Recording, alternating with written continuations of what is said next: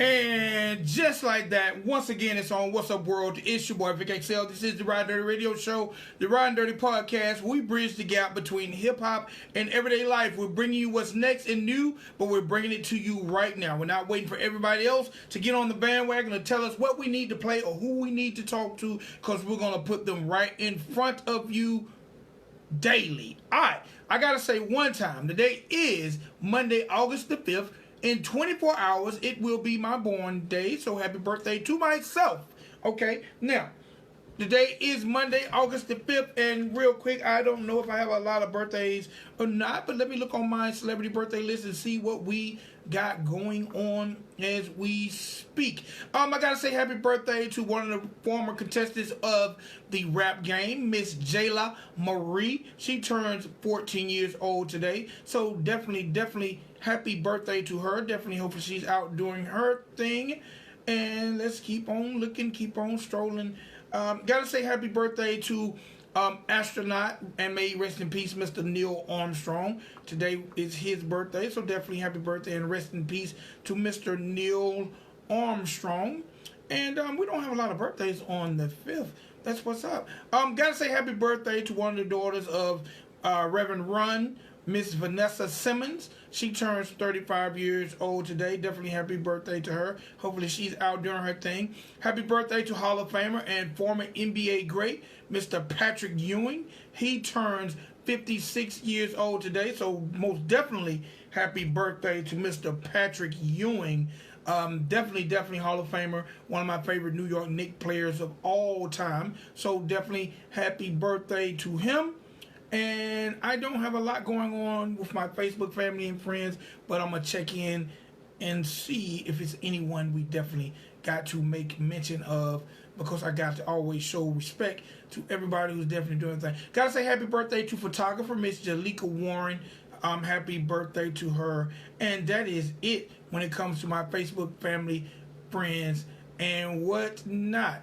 All right. Now, I got to let you know about these amazing sponsors we have, because if it wasn't for our sponsors, then the Ridin Durty Show wouldn't be possible. So I got to say one time for Liquor Lollipops, definitely Liquor Lollipops is a premium hard candy, basically created to taste like your favorite spirited alcoholic beverage. It doesn't contain any alcohol, but it gives you the taste that's reminiscent of your favorite alcoholic beverage, whether it's Sex on the Beach, whether it's margarita, whether it's apple whiskey. So definitely one time for Liquor Lollipops. I also gotta say one time for WMR Research Group. WMR Research Group, they are a marketing, promotion, and branding company. If you're an artist out there and you're trying to get your music to the next level, well, they definitely can assist you, whether it's through getting your single into the hands of the right DJs, whether it's getting your visual to the right networks or websites, or whether it's your story and getting you in front of some of the dopest interviewers across the land. They definitely can help get your career to the next level. So make sure you visit them at WMRmedia.com. All right, last but not least, would you like to lose up to 25 pounds in 10 days? Would you like to have balanced pH system? How about relieve stress or slow down the aging process? How about being able to maintain steady levels of your blood pressure? Well, you know what? You can achieve all of this by becoming a user of Dr. Juice Cleanse. That's right, Dr. Juice Cleanse is an all-natural cleanser that does all these amazing things plus more. So find out more about them by visiting drjuicecleanse.com and start living healthier today by making a purchase. Okay? All right, now, I always tell you guys, make sure you visit all our sponsors. So it's liquorlollipops.com, that's drjuicecleanse.com, and that's WMRmedia.com. Please visit them, support them. They're all independently owned companies, and they are supporters of the Ridin Durty Show. And I like all those who check out the show to definitely check them out and support them on their independent journey. Okay? All right, now, as we keep it moving on, like I said, today is Monday, August the 5th, and today is National Underwear Day. That's right. Today is National Underwear Day. So, ladies and gentlemen, boys and girls, put on your most comfortable underwear, the ones that make you feel sexy, fancy, free. But today is the day that was created for us to celebrate underwear. So, you know what? I'm not saying be provocative, but take a picture in your favorite underwear and hashtag National Underwear Day, because it is observed every August 5th. Okay? Do that for your boy. Alright, now, my man Snoop Dogg, you know Snoop Dogg definitely keeps working, one of the hardest working guys in the industry. He has a brand new album, and it's called I Want to Thank Me. That's right, that comes from when he made his acceptance speech for his star on the Walk of Fame. He wanted to thank himself for his continuous hard work and being able to stay relevant. So he decided to name his project I Want to Thank Me. So definitely one time, my man Snoop Dogg and his forthcoming project, I Want to Thank Me. Gotta say one time, my man ASAP Rocky, you know, he has been freed from the Swedish jail, and he has made his way back to the United States. And yesterday, he appeared at Kanye West's Sunday service that he has every Sunday. So one time for ASAP Rocky, I think he has to go back to answer to the charges as far as if he's going to be sentenced or if he's going to be found guilty or innocent. So we'll keep you posted on that. But he is back in America, and yesterday he did attend Kanye West's Sunday service. So ASAP Rocky, hopefully you'll stay free and clear. Gotta say one time, my man DJ Khaled, he finally ended his $100,000 legal battle with a jewelry company who said that he kind of defrauded them and took some jewelry without paying. Well, Khaled is off the hook and doesn't have to pay, so definitely that's a victory in his corner. All right, ladies and gentlemen, boys and girls, I'll let you know about our amazing sponsors. I also told you today is National Underwear Day, so please participate. I also let you know a little celebrity news and let you know who's celebrating birthdays. Now it's time for me to do what I enjoy doing most, and that's giving you the people who are cultivating our culture, whether it's through arts, entertainment, activism, religion, or just being a good person. So, ladies and gentlemen, boys and girls, welcome to the Ridin Durty platform, singer, songwriter, Miss Chanell J.Wilson. How you doing today, ma'am? Pretty good. Thank you for having me, DJ Dick. So, the first thing I gotta ask is, as we begin this journey with Miss Wilson, let the people know where you're from and what was your introduction to music. Okay. I am from Northern California, East Oakland.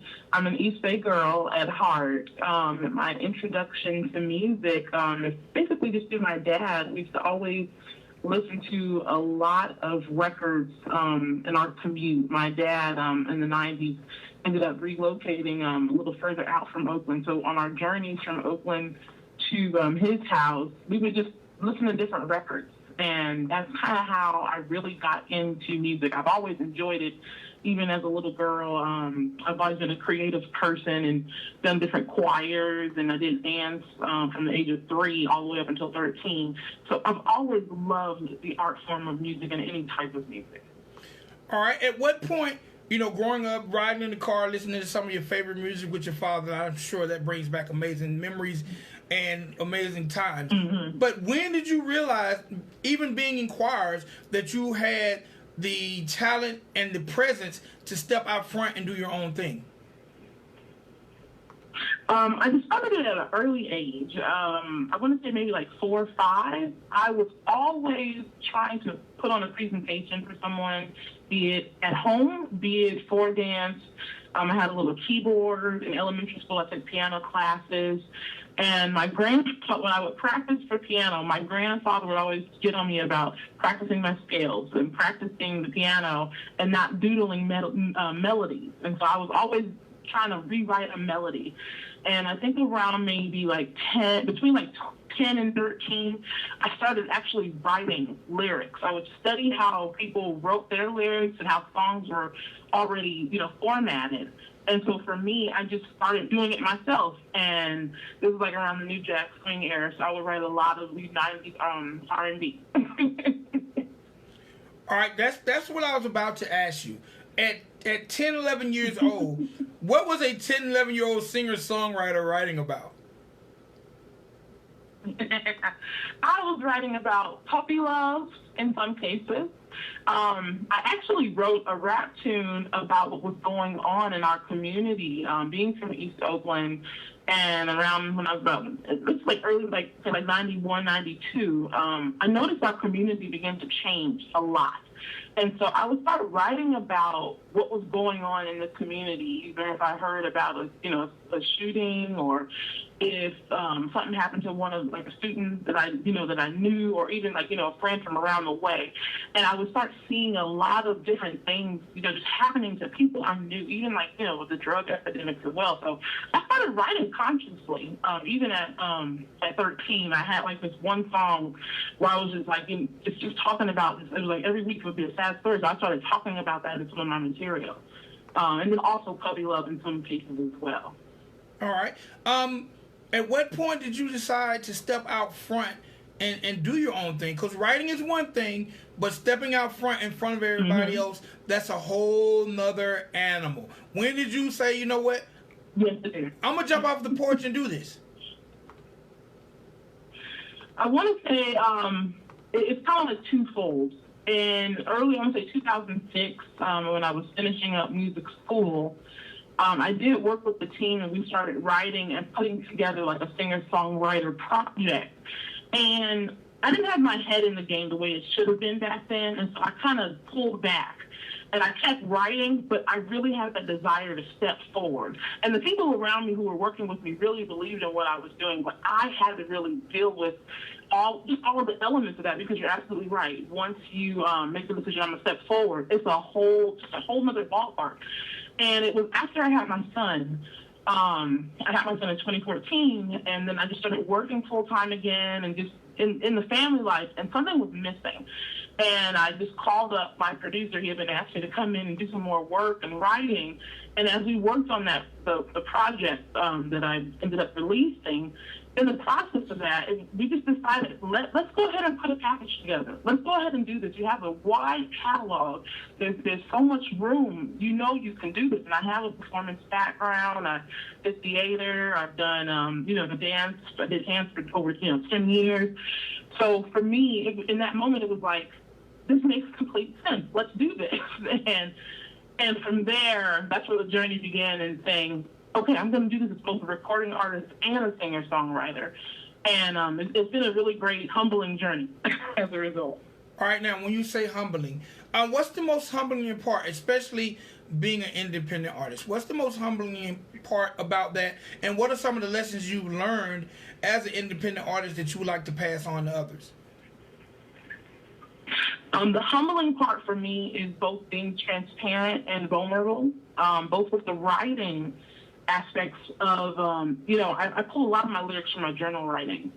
And so I gave myself permission to write all of my microaggressions, any idea, any thought, anything, just put it in my art and express that as best I can. Being responsible, of course, but at the same time expressing that, because there's a need within myself to share something. And then also I feel like I do have a voice. Now that I have my son, I see the world in a different place. And I feel like, us as humanity, there's so many things going on right now in the world, and I always just think about where will we be 50 years from now. And the best thing that I can do as a mom and as an artist, and as a person who's lived I feel like a very interesting urban experience and have crossed many paths. It's my peace offering. That's how I look at it. That's the most humbling, is having to open up, having to be vulnerable. Because sometimes you don't want to open up and share some of the feelings about love or life or racism or things that are going on politically. As far as sharing for other artists, the biggest thing that I deal with now is refining that work. Because when we complete the project, you do your first draft of something, you're like, oh, that's hot. That sounds really good. I like that. I want to share with everybody. But then you have to take that honest look at what you've done yourself and say, is this the best work I can put forward? I can use John Newton as an example. I wrote that song almost a decade ago, and when I wrote it, I wasn't even a mom yet, so it was coming from a place of puppy love. But when I revisited it again, when my producer and I decided to tackle this project again, I had to approach it as a grown woman with different experiences in a whole different context and nuance to what love meant, and even in the approach of how I sang it. I had to refine a lot of my melodies. I had to sit and spend time at the keyboard, and we just worked on pitch and the dynamics of my pitch, and could I stretch, the background parts a bit differently, and how do you want to express it? So I give it that feel. So that's the advisement I always give new artists is refine your work. Definitely believe in what you've done, but give it that full potential by refining it as well. Ask yourself, is this the best work? Is this the best form of expression that I can give before I release this to the public? All right, now I have to ask this because you've mentioned being a mother. How is it juggling motherhood and being an entertainer? Oh, goodness. It's definitely a balancing act. You use the right word, juggling. My son is 5. He'll be starting kindergarten this month. So I have to live by a schedule at this point now. It's like I'm tied to my calendar as far as what I have to do and what is he to do, and making sure the homemaking is taken care of for him as far as just, having the basic needs, and then also still carving out that time to write and express. Luckily, I have a very awesome support team in a village that understands everything about what's going on in my life in regards to both me being a parent and then also me being a businesswoman and a songwriter. So what happens is when it's time for me to break away to write, to rehearse, just to spend time in that creative moment so I can really get it out. I have a team. Between my mom and my siblings, I'm the oldest of 5 girls. They'll just come right up. They'll just take my son and take him to the park, or take him out, somewhere where I can just have that time, or watch with him while I go off and have that moment to create and really work on my craft, work with my team. So it's a true juggling act, and every day I'm learning, I'm evolving, I'm changing things, and especially now that we're moving into and starting school.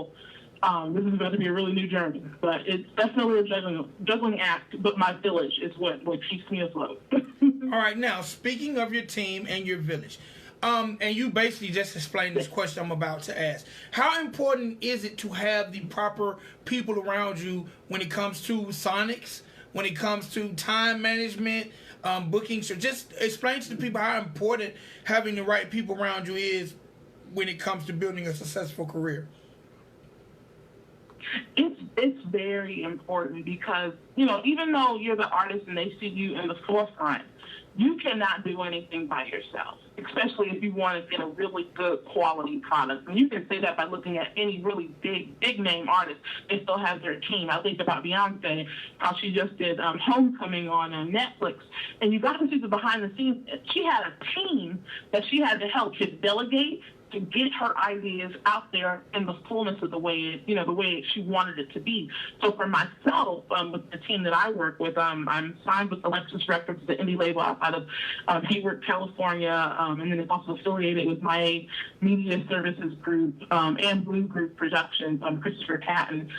He is my producer, and between myself, him, the general manager, Deja Patton, and then we also have our media personnel, Jamila Bieber, we have to sit and basically plan out how we're going to handle either songs, how we're going to handle a showcase, or how we're going to handle promoting that. And then when it comes down to the songwriting process, Christopher and I will either sit at the keyboard, we'll discuss it, we'll do our first draft, and we'll have a conversation about where we're trying to go with that particular song.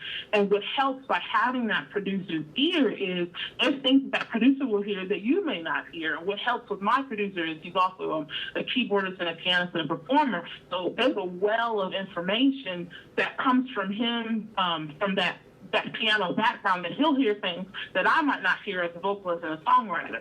And from there, we're able to play off each other, pull in ideas. We're also working with Hank Poetic Beats Marshall. He also was one of the writers on Draw Near to Me.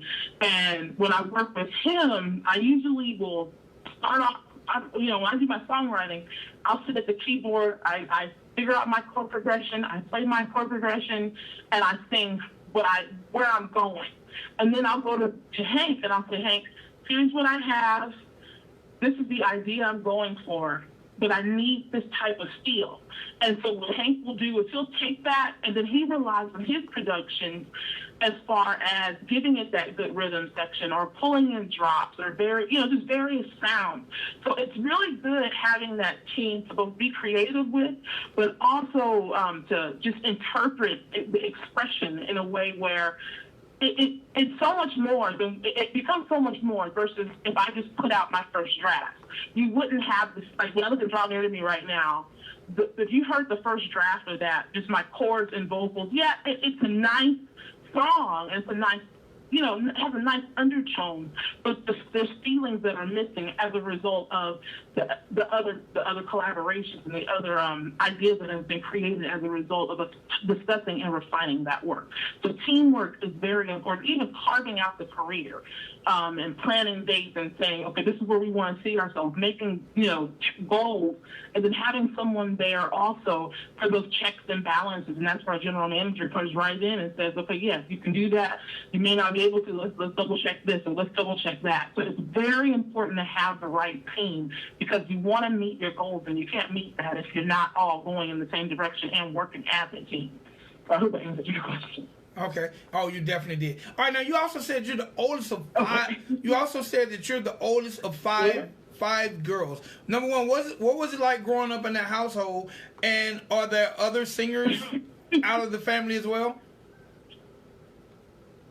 So technically, yes, there are other singers. They don't like to sing in public as much as I do. I'm a lot more the performer as far as getting in front of people. Now, when we have our closed doors moments, we will all be in the house singing runs, harmonizing just at a whim, especially when we're kids, as we're cleaning up and somebody puts on a record, everybody starts, getting notes and runs, and we'll have our pee-pee ha-ha moments and laughter.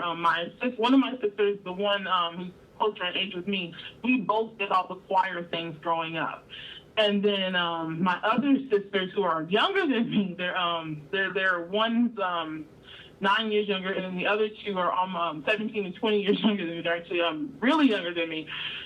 It was like our relationships are all based on wherever our ages were at the time. So we're all very close and very connected, and definitely growing up, things would get crowded, of course, and it's always, who has this, who has that. My role as the oldest is I always made sure everybody was okay. I was definitely big sister. So it was always, let me make sure they're okay. Let me make sure you guys have what you need. I did take on like a co-parenting role in some areas with my two younger siblings.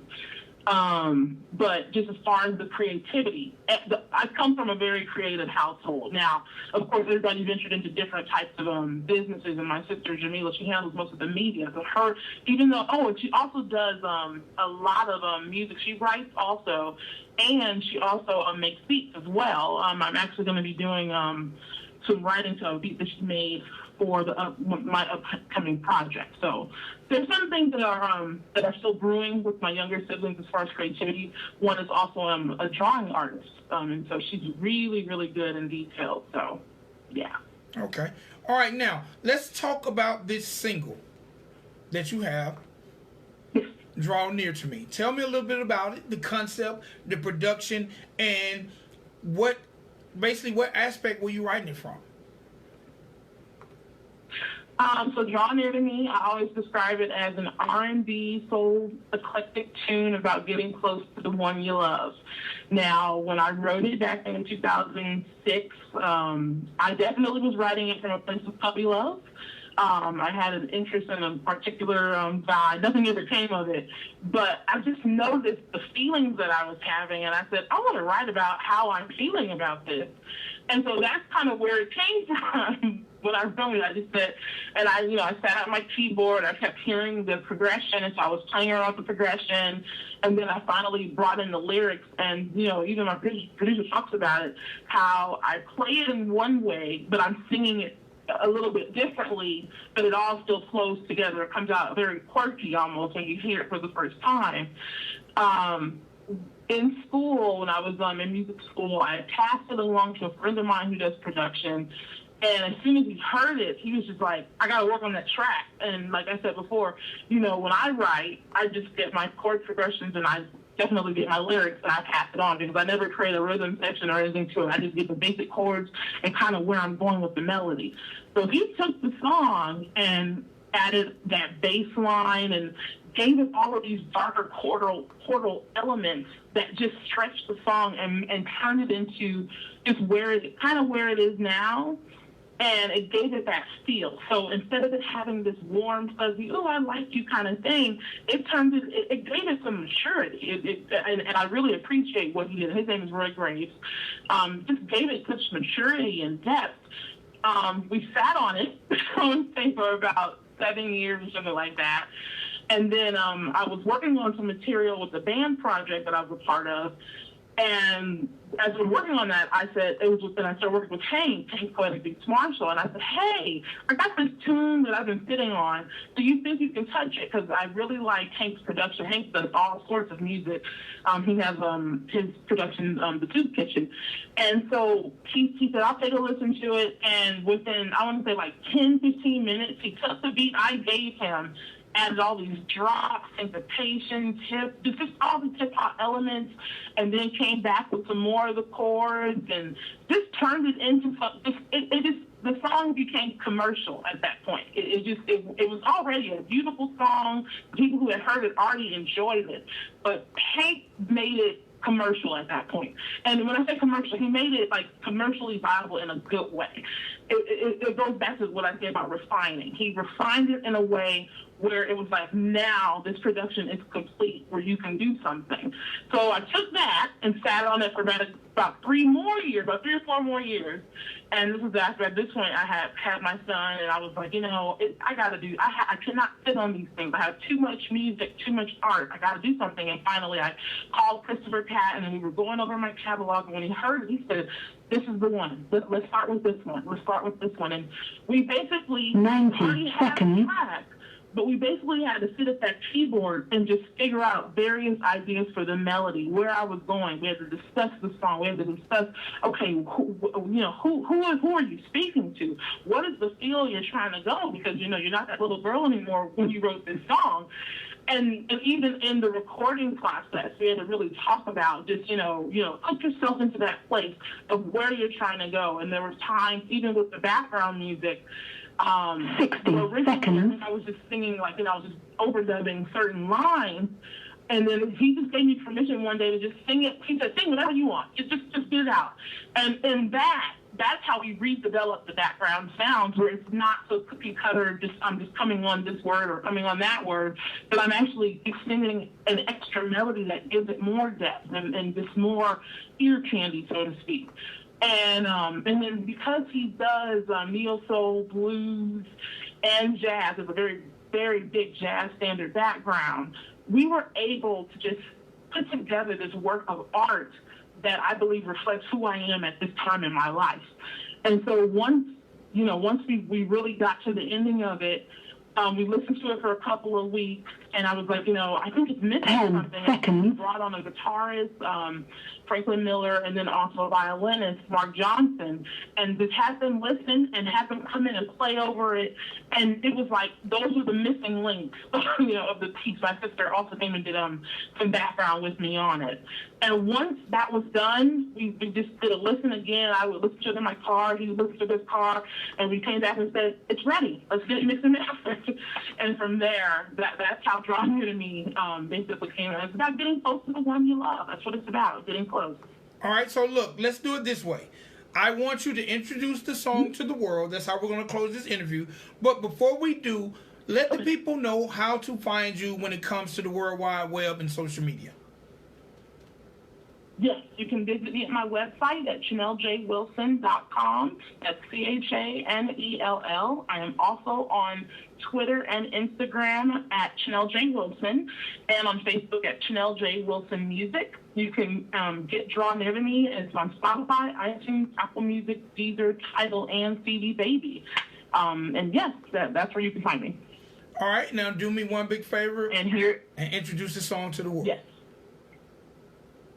And here is my song, Draw Near to Me. An R&B, jazz, soul, eclectic tune about getting close to the one you love. Appreciate it. Thank you so much. And happy early birthday. Thank you, thank you.